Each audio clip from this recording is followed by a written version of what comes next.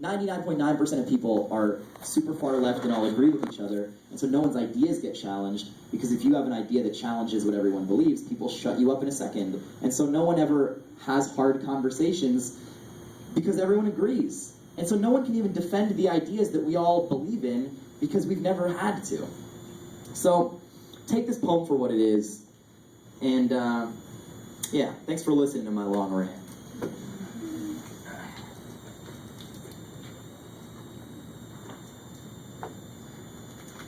I sent a drunk text message to God.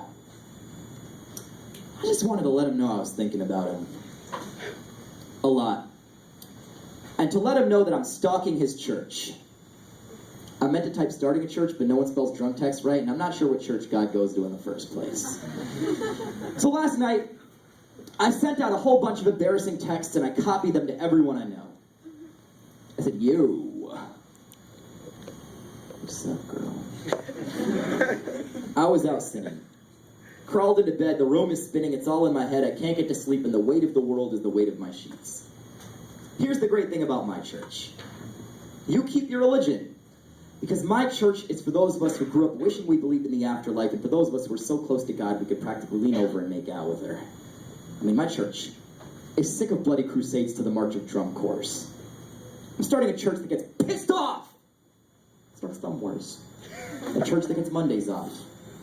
For religious reasons. A church that throws foam parties in elevators to learn about praise. The roof is on fire. We'll dance as it burns for 8 magical days, and no offense to Gideon Bibles, but my church goes into hotel rooms and fills the drawers to the top with chocolate pillow mints. At my church, if you choose to come to Sunday school, you don't learn about hell. Oh, hell no. You just eat Jesus and Jon Stewart-shaped potato chips and watch Chappelle's show. I mean, my church, it had 10 commandments, 5 precepts, and a workplace abuse handbook, but we partied really hard last weekend, and I think we left them at the restroom at the Panda. So now I just kind of go by a picture of a heart that I found in a bar napkin. I mean, my church, it hung out with your mama last night, and I've got to say the Creator is a beautiful woman. She's got daughter tattooed on her left bicep and son on her right. My church is at the center of the planet and has the most amazing stained glass windows. You see, the glass is the floor of the ocean, and the colors are when you look up, you see blue, and a manatee, and a narwhal, and a dugong, and a puffin. I fucking love puffins. And the forest canopy. And Tony Montana! What's up, Tony Montana? By the way, Tony Montana, he comes to my church and forgets that he left his Coke in the car. We play Stairway to Heaven on Hendrix's broken guitar. My church gets fucked up on communion wine, and then asks lampposts to be our Valentine. My church bar hops together. And in my church, if you suicide bomb yourself to smithereens, you still do get 17 virgins in a room to yourself, but you and 17 nerdy virgins have to go and play Star Fox together. I mean, my church, it got beat up by the skateboard kids for being a rollerblade kid, but rolled to school the next day on 1 skate and 2 crutches, true to the fight, with a fist in the air, screaming, "Fruit Booters unite!" My church can feel its pulse in its fingertips, has 3 stomachs because our fear is hard to swallow, but love always has room. I mean, my church has this really, really, really full love bladder, and it always has to go to the bathroom. There are drawbacks, of course. My church will not resurrect your dead hamster, play for keeps, wear Versace, give out baby Jesus Tamagotchis. I'm not Jesus Christ.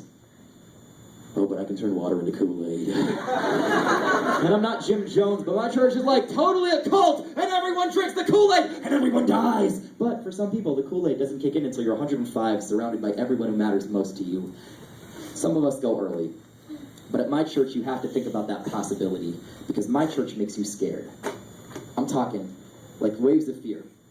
Like you're lying at bed at night, you pull the covers up to your neck, your blanket is a tsunami of terror. You start hyperventilating, thinking about how you're getting older way faster than your dreams are getting accomplished, about how skinny your arms are, about how fat your tummy is, about how much it's going to suck to eventually lose the power to think, about all the amazing things we do at our church. So don't fall asleep yet. Contrary to popular belief, that's not where dreams get accomplished. The body of Christ is your body. The body of Buddha be your body be usable, your body be suitable, your body be beautiful, and you don't need anything different.